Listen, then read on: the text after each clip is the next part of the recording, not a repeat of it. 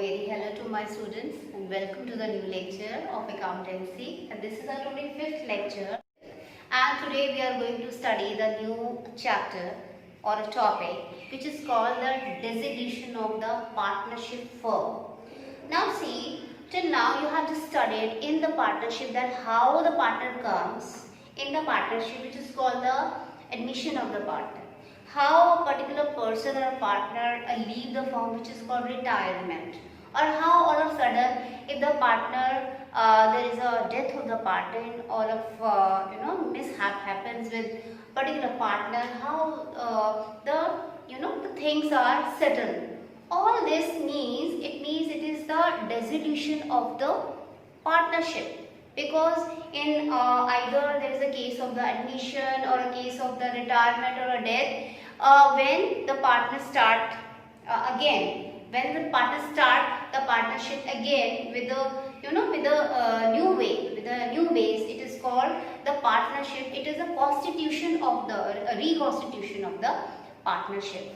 But it means that in that situation, the old partnership become dissolved.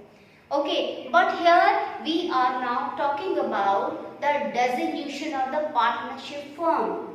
I am repeating, this is the dissolution of the partnership firm. Till now we were just studying that how we reconstitute the partnership firm or a partnership. Here we are actually trying to understand that how the dissolution of the partnership firm comes. It means the dissolution of the partnership firms mean it is totally when we are finally going to end up the partnership firm, when we are going to close the partnership firm. It means it is the dissolution or a dissolution. It means after that there is no partnership. There the dissolution of the partnership firm means here also the partnership is also going to be dissolved. Okay, the firm is going to be dissolved, and with this along with the firm, the partnership itself is going to be dissolved. So in the previous it was actually the partnership is dissolved and we reconstitute the partnership at the time of the admission or retirement or death. But the dissolution of the partnership firm means it is finally you are going to end up your partnership firm. So when the firm is going to be in end, it means ultimately the partnership is also going to be end. There is no question of the reconstitution of the partnership. It means that when you are going to dissolve the firm, it means ultimately, automatically the partnership itself is going to be an end.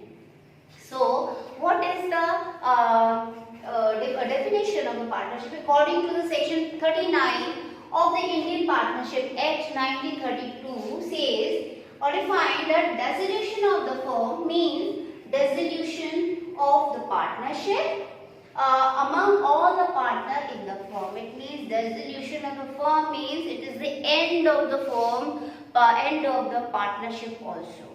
Okay, so the end of the partnership firm can be of many reasons. There are so many modes.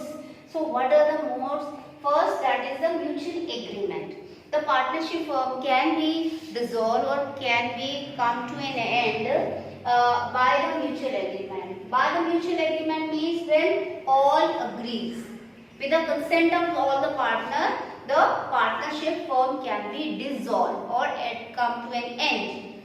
The second mode of dissolution is compulsory dissolution.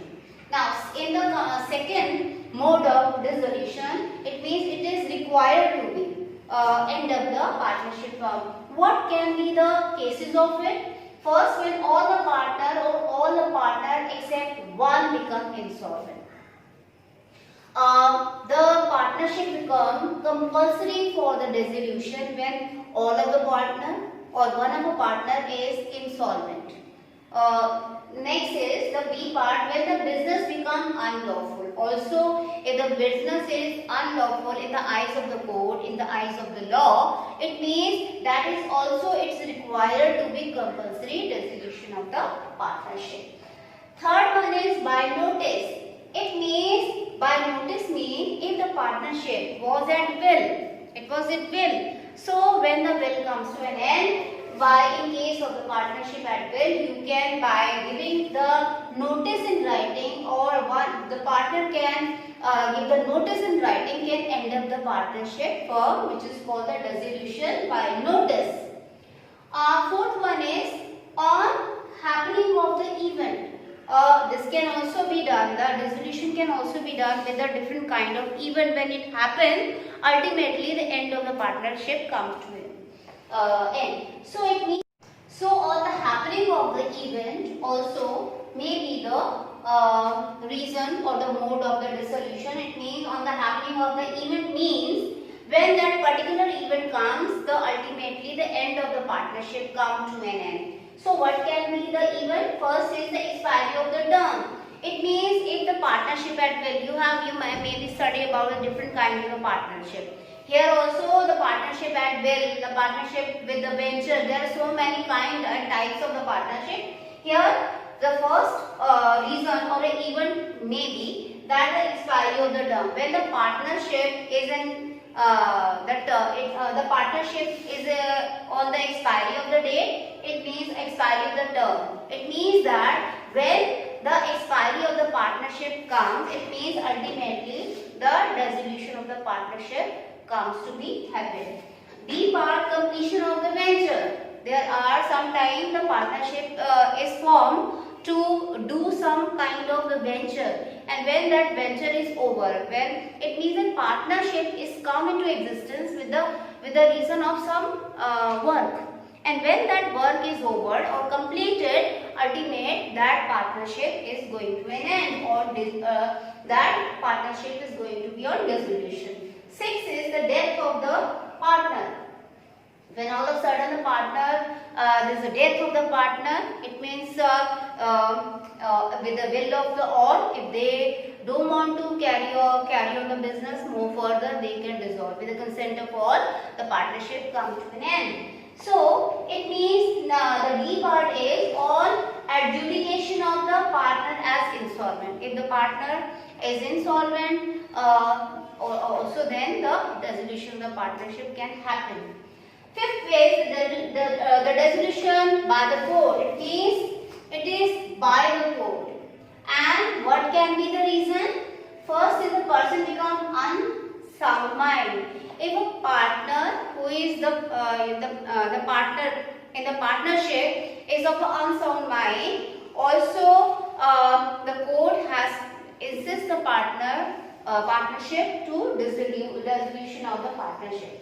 Next is the partner becomes incapable of performing the duties. It means if one of a partner who is incapable, even then the court insists the partnership to dissolution of the partnership. See, the partners found guilty of misconduct. If the partner is doing some misconduct in behavior, or they are not abiding by the law, also then the court can allow for the dissolution of the partnership. B part, the partnership agreement is breached persistently.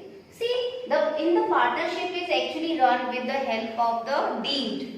Deed means there are so many things are written in the written form, which is called partnership deed. And if the partners are not obeying the deed, they are breaching the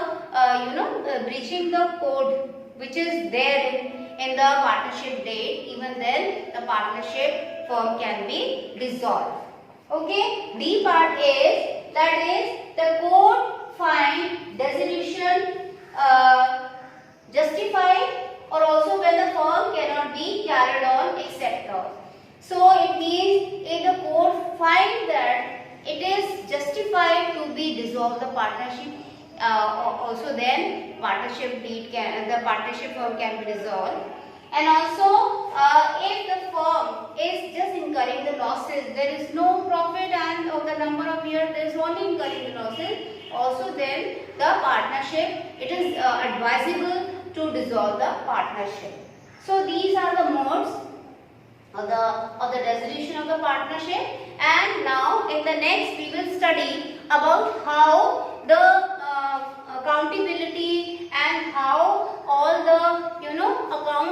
prepare for the dissolution, how you will prepare the accounts and close the accounts, because this is the finally you have to do. So in the next chapter, in the next lecture, we will do the computation of the accounts at the time of the dissolution.